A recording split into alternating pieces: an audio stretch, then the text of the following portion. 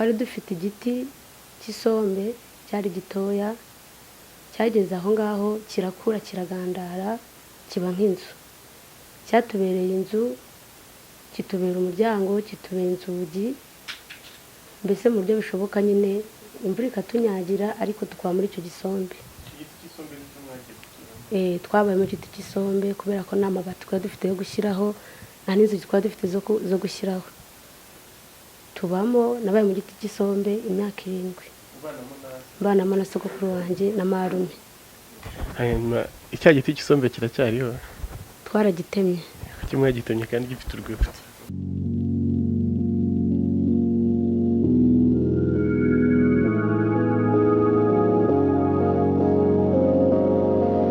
Tiza Freemax TV ndabasuje mu bice bitandukanye muririmo kandi nizere ko mukomeje kumererwa neza, ari nako mukurikira ibiganiro tugenda tubategurira. Uyu mwaka dufite akazi kenshi kandi gakomeye dukomeje kugenda tunagakora. Uyu munsi tugakorera mu karere ka Nyarugenge, mu bice bya Rwampara, aho turi kumwe n'umukristo ugiye kutuganiriza, agiye kudusangiza ubuhamya bwa bumwe mu buzima yanyuzemo, aho Imana yamukuye ahakomeye kuri ubu ngubu, aho afite amashimwe menshi, ashimira Imana ibikomeye yagiye imukora ndetse ikomeje kugenda imukorera. Ningabo Jules Jean Pasteur muri kumwe, komeza kandi kwitsa gukora subscribe kugira ngo dukomeze kugendana. Mwiriwe neza? Mwiriwe neza. Muratangira mwibwira abadukurikiye. Murakoze cyane, amazina nitwa Niringiro Florence Belle-Fille. Belle-Fille, kazina kari keza? Ni keza cyane ko nisanze. N'ababyeyi bari guhaye? Umubyeyi wanjye warimaye anyita Belle, ariko sogokuru anyemeraho Belle-Fille. Yego. Hanyuma usengera muri itorero? Nsengera muri EPR.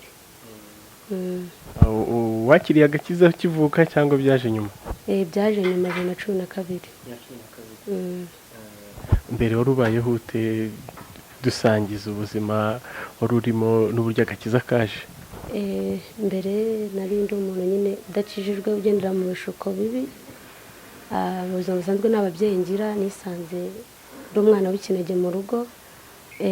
Nabayeho nyine mu buzima bitari bunyoroheye. Mvuka n'ababyeyi nasanze bambwira yuko ngo mu rugo bapfuye imyaka 2, mama nawe nzi na papa nawe nzi, bose ntago mbazi. Bapfuye mfite ndi mutoya, ngo bambwira ko nari mfite imyaka 2. Sinigize nonka, ntago nzize ibere rya mama, ntago ngize nonka. Tubaho nyine tubana n'abavandimwe ba mama, turabana, bamwe bagize igihe barashaka, abandi bajya i Kigali bajya gukorera amafaranga, sigara ndi kumwe na marume mutoya tubana mu rugo. Ari no mu murenge wa Rukoma, mu kagari ka Mwiruti, mu karere ka Kamonyi mu Majyepfo. Tubaho n'ubwo buzima, igihe kiragera, igihe cyarageze nyine umukecuru aragenda, kuko yarabyaye umwana mu gasozi udahuje na sogokuru wanjye. Sogokuru wanjye we yarafunze. Igihe kiragera, umukecuru aragenda, sogokuru araza 2007, turabana. Twabaga mu nzu yacicijemo 2, bari bayizamuye babura ubushobozi bayigarukira aho yari igeze. Twari dufite igiti cy'isombe cyari gitoya, cyageze aho ngaho kirakura kiragandara kiba nk'inzu, cyatubereye inzu, kitubera umuryango, kitubera inzugi, mbese mu buryo bishoboka nyine imvura ikatunyagira ariko tukaba muri icyo gisombe. Twabaye mu giti cy'isombe kubera ko nta mabati twari dufite yo gushyiraho, nta n'inzugi twari dufite zo gushyiraho. Tubamo, nabaye mu giti cy'isombe imyaka 7, mbanamo na sogokuru wanjye na marume, twabanagamo turi 2. Igihe cyarageze 2012 tubamo, 2013 tubamo, 2015 tubamo, 2016 ariko Imana ikambwira ati nzakubakira inzu. Nkajya nibaza inzu ahantu izava, ikanyobera. Bigeraho tujya muri paruwasi yanjye, barambwira ngo bazanyubakira.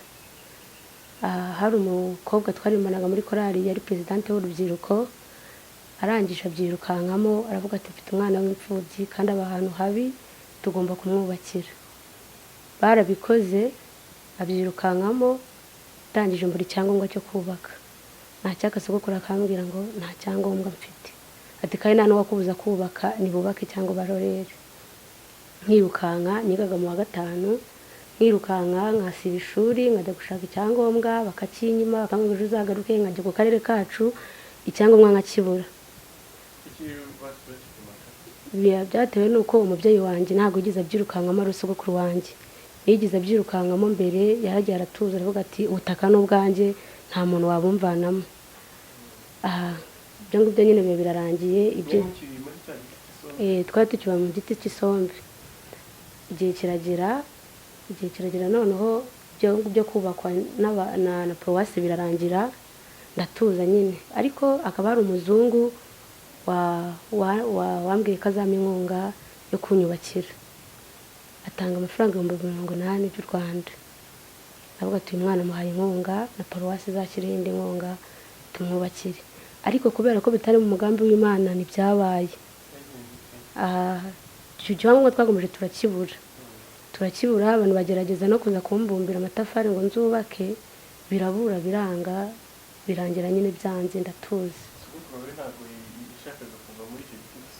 Sogokuru wanjye yarabishakaga ariko yumvaga ngo kubaruza ubutaka ari agasuzuguro, ngo yumva ubutaka nyine ko ari ubwe, nta mpamvu yo kujya kububaruza, birangira nyine icyangombwa nyibuze. Igihe kiragira nyine ndatuza, ndaceceka, ndavuga niwe kubera mu mugambi w'Imana bizaba. Igihe cyarageze nyine kuko Imana yabivuze, akarere ko katwubakiye karaje karatwubakira. Ubu hari dufite inzu y'ibyumba 3 na dushe na toilette, ari akarere katwubakiye bifatanyije n'ubuyobozi bw'umudugudu n'akagari, biratwubakira tuva mu isombe. Nyuma yo kuva mu isombe nabanaga n'uwo musaza sogokuru wanjye, yajyaga anoteza cyane akanuka, akava kunywa akaza akanuka, nkabura amahoro, narahahamutse mu mutima. Kubera umuntu unywa nta garuriro mu magambo se cyangwa no mu mikorere, akora icyo ubwonko bwe bumubwira. Yarazaga akanuka akageza saa moya, agatangira saa moya anuka, akageza saa 5 z'ijoro akinuka. Nkumva ngize ubwoba, abana be bose baragiye, ari njyewe usigaye. Ndavuga ni Imana yanjye, nanjye uzamfashe basi nzave hano, nanjye we nazajya nyifuza. Ndabibaho ngaho nyine, ariko Imana nyine iza kunshoboza. Umukobwa twahuriye muri korali ari we wambwiye muri batisimu, Marene, yarambwiye ati ngwino tujyane mu rugo, ujye uba mu rugo, ujye umfasha gucuruza. Ndamufasha, ndiga nyine, nkajya niga nyine mbayo. Igihe kiragera nyine Marene nawe arashaka, yashatse mu mujyi wa Kigali, nsigara iwabo mu cyaro. Mbi iwabo nsigara na mama we, nsigara na papa we, tubana. Ndabafasha nyine nk'umwana mu rugo, turabana. Igihe cyarageze umukecuru nawe arapfa. Amaze gupfa nsigara na papa we. Papa we bitewe n'ukuntu yumvaga ankunze, bitewe n'ukuntu amufashaga mu buzima busanzwe, nkamumenyera ko umwenda ufuze, nkamumenyera yuko agomba kurya, nkakora isuku nk'umukobwa, yumva ko nta hantu najya n'ako kazi ko natajya kugakora kandi narize. Cyarageze arangije arambwira ati ugomba kuzambera umwana mu rugo cyangwa se ukambera umugore tukajya tubana. Ndamubwira nti ntabwo byakunda, ntabwo byashoboka kuko uranduta cyane. Umusaza arakanira, aravuga ati ntabwo bishoboka, niba utambera umwana cyangwa umbera umugore, ubwo ngubwo rero ahandi hantu wava. Ndamubwira nti ubundi mu buzima busanzwe narindi iki? Arambwira ati wari umwana ariko ugomba kuba n'umugore wanjye, kandi afite imyaka 38. Kandi ngiye mfite 22. Natekereza imyaka yose andusha 46, nkumva ubuzima burancanze. Kandi hari ejo bundi 2019 niho byatangiye ibyo ngibyo kuba, kuko nari naravuze ngo sinzasubira mu rugo, ntabwo nzasubira kongera gutukana n'umusaza nirirwa nasinziriye kubera muzehe. Igihe cyarageze nyine ndangije ndavuga ni rero reka ndebe ukuntu nabaho kuko sinazaryamana n'umusaza uruta sogokuru wanjye. Cyarageze hari umumama twaririmbanaga muri korali yarambwiye ati ngwino ujye kukurangira akazi Kayonza ujye gukora ubukirina, hari umudamu inshuti yanjye uzajya ukora ubayo. Aho hantu mu buzima busanzwe ntabwo nari mazi, Kayonza n'ubwa mbere nari ngiyeyo njya gukora nyine ubukirina, ndagenda ndakora. Hashize ibyumweru 2 kuri urwo rugo baranyirukana, barambwira ngo nintahe hamwe n'umukozi twese dutahe, uduturuka ahantu hamwe ngo ntabwo batunga abantu ngo baturuka ahantu hamwe. Ndangije ndataha, nageze Nyabugogo nerekeza ahantu ho kuba ndahabura, ntekereza icyerekezo ngiye kujyamo ndakibura. Ngeze Nyabugogo mpamagara mama w'inshuti yanjye, nahamagaye ndamubwira niko byanshobeye nkambuza ahantu ho kuba bigenze gute. Arambwira ati ngiye nakakuzanye iwanjye ariko mfite abana benshi ntabwo byakunda, ati reka ngurangira ahantu wenda uba ugiye mu gihe twabona aho kuba. Yarahandangiye anyohereza kwa musaza we cya hafi, ndagenda njyayo baranyakira, twari dutuye dusengana, yajyaga anyohereza amafaranga umubyeyi nka tukajya gusengana kwa gatatu. Njyayo igihe kigeze hashize icyumweru, uwo mugabo arangije arambwira ati Florence igihe kirageze kugira ngo utahe tugusezerere. Ndarira nyine nibaza ahantu ho kuba ndahabura kuko numvaga nta hantu mfite ho kuba. Oya nta gihe twari twavuganye, yarambwiraga ati bagufashe neza nta kibazo nazanagufashirizayo wenda ariko ukaburiyo uko nawe ugomeza kwirukanka wabuze ahantu ho kuba. Baranyirukana nyine naho mbura aho kuba. Ndagenda ndamanuka nyine ngira Nyabugogo ndicara ntekereza ahantu ho kuba ndahabura, natekereza n'inshuti nkumva nta hantu ho kuba nawe, ariko Imana ikaba yarambwiye ngo nzaguha umubyeyi w'umugisha. Yabimbwiye kera nyiri umwana afite imyaka nka 18, ati nzaguha umubyeyi w'umugisha. Mwibaza Marene se no w'umugisha ninde w'umugisha nkamubura. Igihe kiragera nyine ngira Nyabugogo nyine ndangije ntekereza ahantu ho kuba ndahabura. Hari umwana turimbana muri korali, ndirimba muri korali bita La Fontaine, ndimbana muri korali bita Abatsinzi, ayo The Winners Choir. Zose zirukoma. Iyo The Winners Choir ndi dirigente waho. None hari umwana dufatikanyije kuyobora ubudirigente. Namuhamagaye ndamubwira ni byancanze byanyebeye, ari ukuntu wangenza wenda nkazi wanyu. Yarambwira ati Beni karibu wacu urisanga ngwino nta kibazo. Naragiye nyine ndahaba nagiye mu kwezi kwa 11 2019. Ndahaba mara amezi 3. Hari umuntu nyine hari umukobwa nyine twankoresheje ingando, arangije aramamagara arambwira ati ngwino ngurangira akazi. Ni wacu ingamba ko gucuruza nyine kwari gucuruza ibicuruzwa ahantu mu ruganda rw'ikawa. Ni kampani yari yaje yo gucuruza ibiribwa kugira ngo abacuruzi ikawa bajye bacuruza ikawa batwara n'ibyo kurya. Ndagenda ndahakora, none urangije barambwira ati uzajya uhemberwa yuko abantu baje, niba umuntu ataje ntuzajya uhembwa, ariko niba yaje tuzatukubarira. Nyine ku kwezi ni 30 barambwiye. Byarageze noneho babana nkababura, nkavuga ni sinzaya nicara hano ukwezi kuzashira abantu mbabura bizagenda gute. Ubwo ntago nahembwaga, babambariraga ku munsi nyine. Igihe cyarageze ndangije ndavuga ni rero reka nitahire, ariko nakoraga aho ngaho mba kuri uwo mukobwa wankoresheje mu ngando ko yarambwiye tuzajya itaha mu rugo.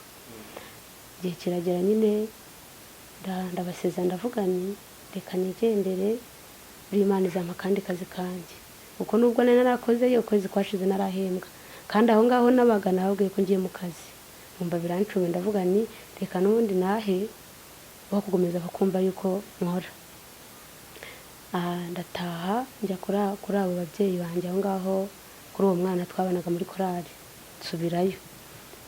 Igihe kigeze wa mama wambwiye ngo nzajye kwa musaza w'i Kigali, arambwira ngo agiye kumpa amafaranga 50 ushaka akazi akantu nyine nakora. Noneho mfite mama wacu nawe aba i Kigali, arangije arambwira ati ndamubwira ati ngiye mbanya amafaranga 50 yongerera noneho nanjye kwicururiza ibya mobile money. Arangije arambwira ati nta kibazo. Arambwira ariko ngo kubera ko baduhemba kuri 7 z'ukwa kane uyamaye numara kuyama njyewe nzakongera bamaze kuduhemba. Amafaranga narayamuhaye, maze kuyamuha arambwira ati ntago wafata 50 ufite, ufate na 20 nzaguha, ufate n'andi mafaranga uzakodeshamo inzu ntago byavamo. Ati ahubwo mfite abakobwa ngomba kuzaguhuza nabo ukazakora. Igihe cyarageze nyine narasezeye mu rugo ko ngomba kujya gukora ngeze Nyabugogo. Arangije arambwira ati ya gahunda yahindutse, abakobwa nabo babyanze baracyari muri yanzu babuze aho baba kuko bari bane, bamwe bashaka babiri bashaka kujya kuba handi nanjye nkaza tukabana turi batatu abandi bari baragiye. Arambwira ati ya gahunda yarahindutse, ati rindira mu kwa kane, rindira mu kwa kane noneho niho tuzagushakira aho kuba. Ibaze ngeze Nyabugogo kandi nasezeye mu rugo yuko ngiye mu kazi, atekereza ahantu ngiye kujya birancanga. Noneho mfite mama wacu w'Ubugesera, ndavuga ni reka mba ariho ngiye. Ndagenda nyine njyayo, maze kujyayo turabana ariko nkaba mu buzima butari bwiza butari bunyoroheye bwo gutukwa nyine no gutotezwa no kubaho nabi. Ikintu banzizaga umugabo we ntago yarakijijwe n'umunyakamere. Ejo umwanya mushobora kuba muri kuvuga neza mukanya mukaba muratonganya. Umuntu nyine utameze neza nyine apfa ashaka kubwira ijambo rikagukomeretsa, we ashobora kumva bivuze neza ariko wowe uvuga akubwiye nabi.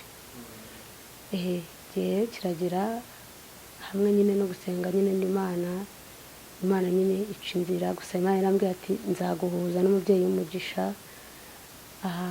Ejo bundi nyine niho Imana nyine yabikoze, ubu ngubu ndi hano mu buryo bw'Inyamirambo. Ariko Imana yari mu mugambi w'Imana yuko ngomba kuba muri uru rugo. Nyuma umubyeyi mwahuye gute yakubereye umugisha ati?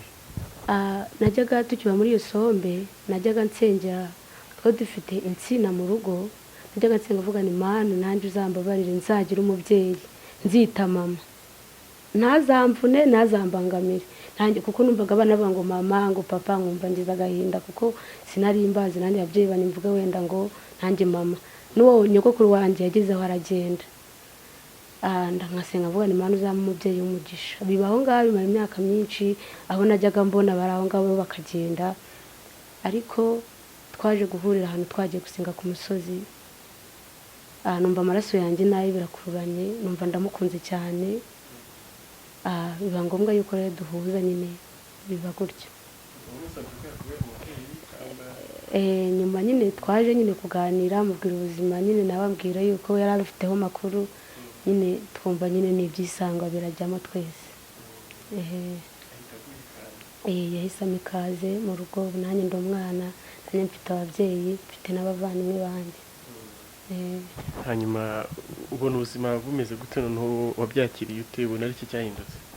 Kuko najyaga ndyama nasinziriye, nakicura nkumva ndi gutekereza ibintu bibi, nkumva ubuzima bwanjye si bwiza. Ariko aho nagereye muri uru rugo ndumva mfite amahoro asesuye mu mutima wanjye. Kuko mu buzima busanzwe narwaye urutoki rumaze imyaka 4 rwaye urutoki. Rero najyaga naho ngaho hose bakankoresha imirimo imvunanye, urutoki rukagenda rukabyimba. Najya kwa muganga akambwira ngo urutoki rwawe ntabwo turushoboye. Avuga nyereka ntuze nyine kijika buri Imana ifite uko izabigenza. Ariko nashimye Imana yuko naje muri uru rugo baranyakira, numva ni amahoro kuri njyewe ndatuje. Urutoki iyo nkoze imirimo cyane cyane kumesa, gufura, iyo mfuze rurabyimba cyane nkabura ikintu rukandiramo imbere. Uyu munsi rushobora gukira ejo rukongera rukandya. Nkabura ikibazo rufite. Kwa muganga ntabwo babashije kubona ikibazo ufite? Nagiye kwa muganga barambwira ngo nta miti, barambwira ngo ntabwo barushaho umuti wa Kinyarwanda biranga, ndatuza nyine. Hanyuma tugarutse hamwe wabaga mbere kwa sogokuru wawe, amakuru yaho bimeze gute? Aracyari mu isombe na none? Amakuru yaho ni uko ubu ngubu akarere karatwubakiye, aba ari mu nzu y'ibyumba 3 na dushe na tuwarete. nta kibazo nta kibazo gihari. aribana se aribana twese twaragiye. ubasha kumenya amakuru ye kuramusura njye mbasha kumenya amakuru ye nkamusura tukanavugana kuri telefone nta kibazo nta kibazo. hanyuma wa mubyeyi wundi rero hahandi umwe wa musaza washatse ko wamubera umugore aho makuru we ntabwo tukivugana, abana be ntibakimvugisha bose. Bose ntabwo bamvugisha, ariko marene we ajya ampamagara akamvugisha. abana be bamenye ayo makuru ko yashatse ko mwabana nk'umugore? Abana barabimenye no mu itorero barabimenye. bari babishyigikiye? ntabwo mbizi kuko ntabwo bajya bampamagara ngo bambaze banansuhuze, ikigaragara ko cyo sinzi ikiri mu mutima wabo. ntabwo ujya ugerageza kubavugisha wenda ngo ntabwo ugerageza kubavugisha ngo umenye bo icyo batekereza, cyangwa icyo gihe ntabwo ugeze bagisha inama ngo babwire n'ibibazo bahuye nabyo wumve icyo babivugaho? ntabwo nigeze mbagisha inama kuko bimaze kuba bose mbona barataraye, nyine mbura uwo nagisha inama kuko ni abantu bakuru. gusa marene niwe nabibwiye, atunganya umusaza arabimubwira, nawe aravuga ati ugomba nyine kureba hano ugomba kwibera, nyine ukava muri ako gace Imana ikagufasha kureba ahandi hantu ugomba kuba. marene niwe wabigizemo uruhare kugira ngo uhite uva naho ngaho ku musaza?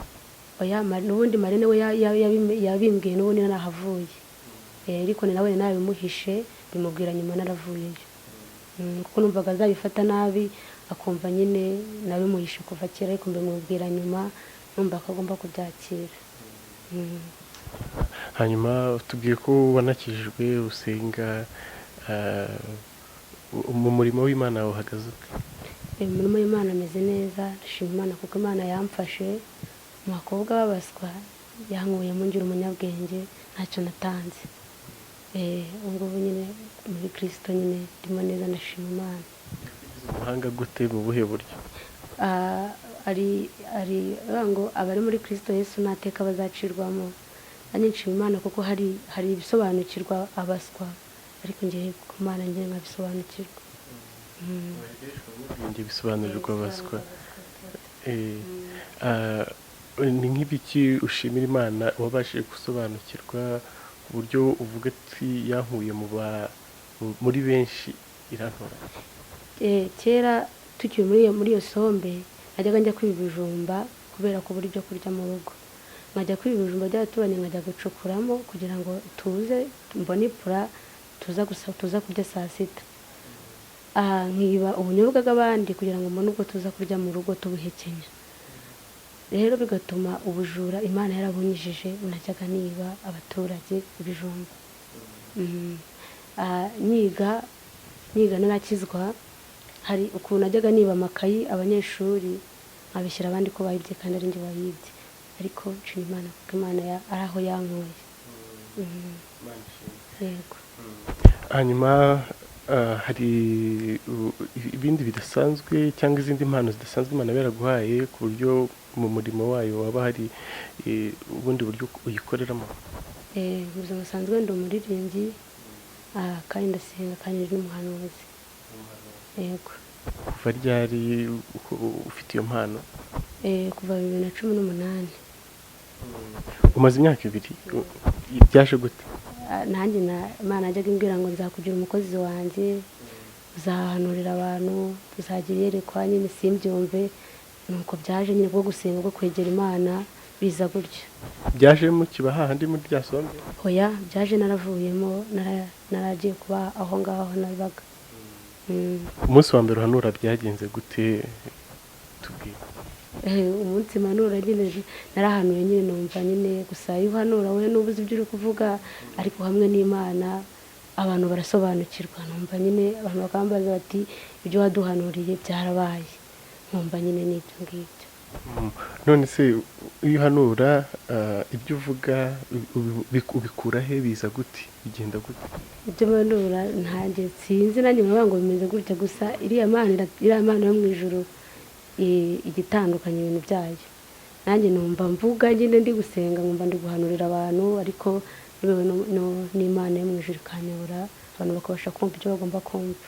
hari ahantu uri kubisoma se, cyangwa uri kubona byanditse ahantu bimeze gute? wapi simbisoma cyangwa ngo byandike, Imana niyo inyobora mu buryo bwayo ko yabiteguye. n'icyo wahanuriye umuntu nyuma akaza kukubwira ati none byagenze neza bya bintu wambwiye byarabaye. Ni benshi nahanuriye ko bazabyara bazabona akazi, ni benshi cyane kandi byagiye bisohora, kandi nanjye ubwanjye njya nihanurira bigasohora. kugira ngo ufise nkanjye nkubwiye ngo mpanurire none ntabyashoboka. Ntabwo nonaha byakunda.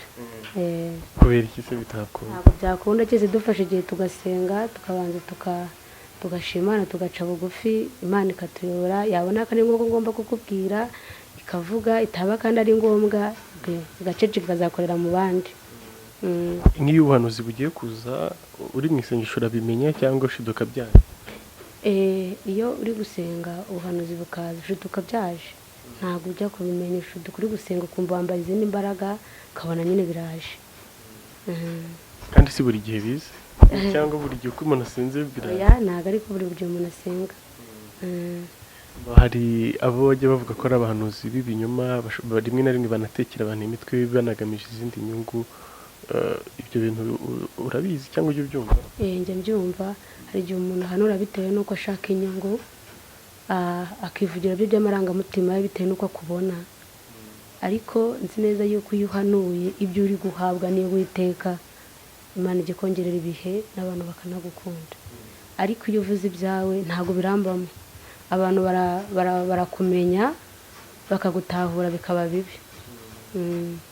Hanyuma hari abantu bajya bibaza kuki abantu bahanura kenshi usanga bavuga ibintu byiza, nta muntu ujya uhanura ibintu bibi, wenda abwira umuntu uti ejo uzapfa, cyangwa ejo uzakora impanuka, cyangwa ejo mama wazapfa, cyangwa se ejo inzu yawe izasenyuka, ibintu nk'ibi, ahubwo bagatanga akazi, imodoka, ubucuruzi, ibintu nk'ibyo ngibyo. Ni ukubera iki? Bibaho, ntago biterwa, hari umuntu ubifite kandi ese ukuntu ameze, ariko n'ibyo byose bibaho. Hari umuntu hanura yuko ugomba gupfa, yuko uzabura amahoro, byose bibaho.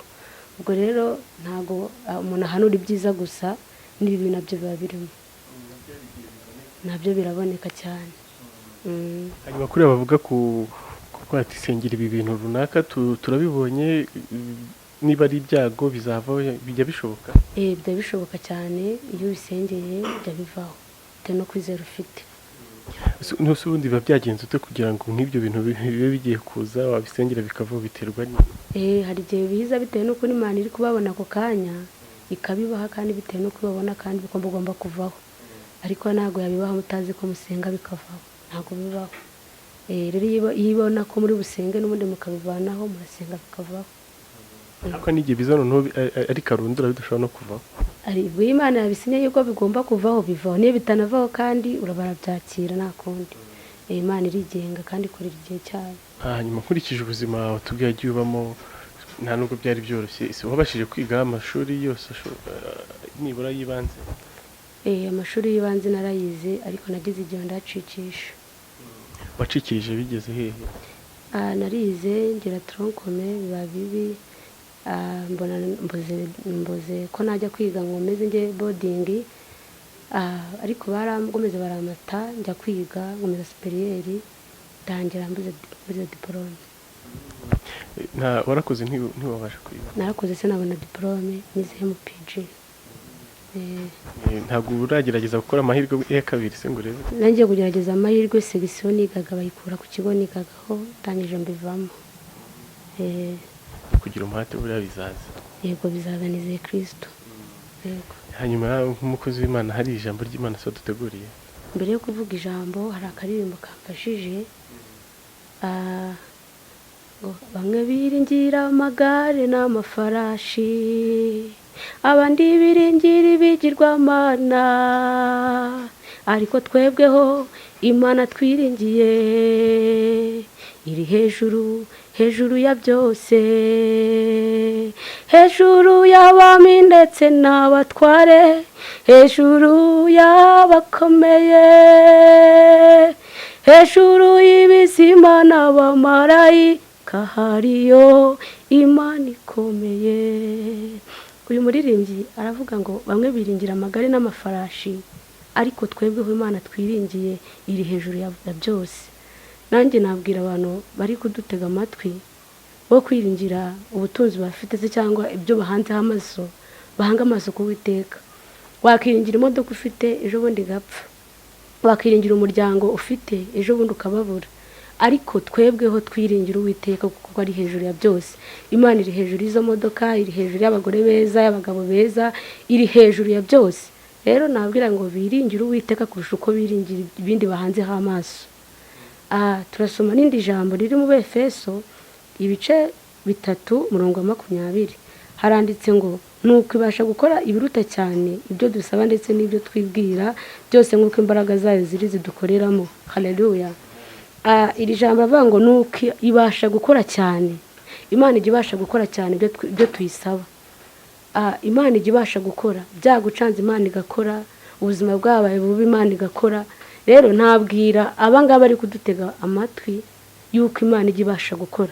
Icyo nabasaba bagume muri Kristo neza, wo kuyiryarya bayihamye, ubundi Imana izabasha gukora cyane ibyo bayisaba. Murakoze cyane.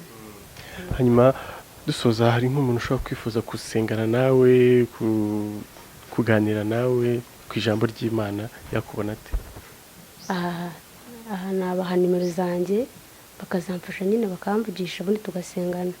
Nkoresha MTN na Tigo. Nimero zanjye za MTN ni 078 07 60 281. Tigo ni 072 95 78 461. Iri kuri WhatsApp ni Tigo. Murakoze. Hanyuma icya giti cy'isombe kiracyariho? Twaragitemye. Kimwe gitemye kandi gifite urwibutso. Twaragitemye, ariko marume ajya mbwira ko afite amafoto, niwe uyafite, uhari inzu nziza nta sombe. Hanyuma dusoza ndakangusabe usengere abadukurikiye agasengesho gatoya. Yego murakoze. Mana turagushimye, turaguhimbaje, tugushimiye imbabazi zawe nyinshi, tugushima ubuntu bwawe. Uri Imana itandukanye n'abantu mu mivugire no mu mikorere. Mana uri hejuru ya byose, uri data wa twese mwiza. Mana ndagushimye kubw'uyu mwanya dushoboza ukabana natwe, izina ryawe nirihimbazwe. Mana tukwese abadukurikiye, ukomeze kubana nabo, abari mu buzima butari bugoye nk'ubwanjye, reka ubambike imbaraga, reka ubereke yuko uri kumwe nabo kuko ubishoboye. Urakoze data wa twese, komeza gufasha abantu bawe, komeza kubambika imbaraga mu izina ry'Umwami Yesu Kristo. Haleluya. Inshuti za Freemax TV, nk'uko mwakomeje kubikurikira, ngira ngo mwakomeje kumva ubuhamya bwe, ubuzima yabayemo, akaba mu buzima bw'ubupfubyi, agakora atazi ababyeyi be, ariko Imana ikaza kumukorera ibikomeye kuri ubu ngubu. Ba babyeyi Imana yamubwiye kiri muto, kuri ubu arabafite, yarababonye, yabonye umuryango umwakira. Imana yamwibagije bya bindi yabayemo, aho yabaye mu buzima bwo butagiraho kuba mu isombe, akaba mu miryango myinshi imwakira nabi, itamwishimira, ariko kuri ubu akaba anezerewe. Kamashimwe mwese mwabanye natwe, kandi nkomeza kubashishikariza komeza kuri iki biganiro tubategurira, ari nako mukora subscribe kugira ngo mukomeze kugenda mubibona. Mwari kumwe na Ngabo Jules Jean Pasteur.